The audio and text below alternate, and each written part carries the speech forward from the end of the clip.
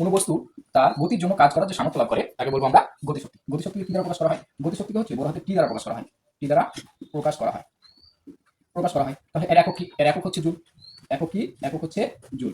মাত্রা কি? আমরা একটা জিনিস মনে রাখবো, কাজ এবং শক্তির একক এবং মাত্রা হচ্ছে একই। কাজ এবং শক্তির একক এবং মাত্রা হচ্ছে একই। তাহলে আমরা কাজের মাত্রা কি করেছিলাম? M L square T inverse.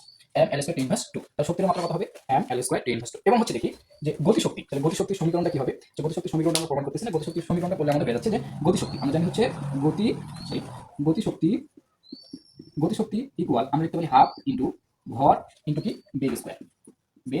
তাহলে আমি এখানে লিখতে পারি হচ্ছে T equal half m v square. তাহলে এখানে আমরা দেখব টি মানে কি? টি মানে হচ্ছে গতিশক্তি। এম মানে হচ্ছে বস্তুর ভর, আর ভি মানে হচ্ছে বস্তুর বেগ।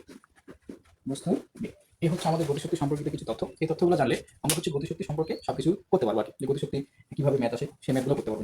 এবার হচ্ছে আমরা দেখবো হচ্ছে বিভব শক্তি। তাহলে হচ্ছে বিভব শক্তি জিনিসটা কি? এই বিভব শক্তি জানার ক্ষেত্রে আমরা দেখবো হচ্ছে কি, কোনো একটা বস্তু স্বাভাবিক অবস্থা বা অবস্থান থেকে কোনো একটা বস্তুকে অন্য কোনো অবস্থা বা অবস্থানে নিয়ে আসলে বস্তু যে কাজ করার সামর্থ্য লাভ করে সেটাকে আমরা বলবো কি বিভব শক্তি। তাহলে এটা হচ্ছে মূলত যে কোনো একটা স্বাভাবিক অবস্থা বা অবস্থান থেকে অন্য কোনো অবস্থা বা অবস্থানে কোনো একটা বস্তুকে নিয়ে আসলে কাজ করার যে সামর্থ্য লাভ করে সেটাকে আমরা বলবো কি বিভব শক্তি। বিভব শক্তিকে আমরা কি দ্বারা প্রকাশ করবো? বিভব শক্তিকে ভি দ্বারা, বড় হাতের ভি দ্বারা প্রকাশ করা হয়। এবং এর একক কি হবে? একক হবে কি জুল। একক জুল। এবং মাত্রা কত হবে? মাত্রা হবে M L square T inverse 2। এবং এর কোন রাশি এটা হবে? এটা হবে কি স্কেলার রাশি। এবং এদের হচ্ছে সমীকরণ বা সূত্রটা হচ্ছে কি V equal m g h. এটা হচ্ছে বিভব শক্তির ক্ষেত্রে